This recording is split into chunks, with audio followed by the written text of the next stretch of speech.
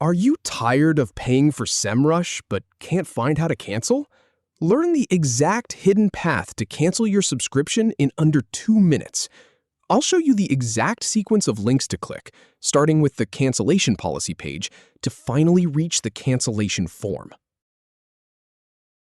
First, head to the cancellation and refund policy page. Then, click on that link to proceed. Now click on the Semrush cancellation and refund policy for online subscription purchases.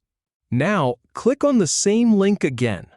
Next, click on this form to access the cancellation form.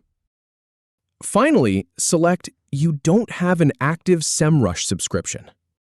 If you have any feedback or if any info is inaccurate, please leave a comment below. We'll do our best to answer or redo the video if needed. Thanks for watching.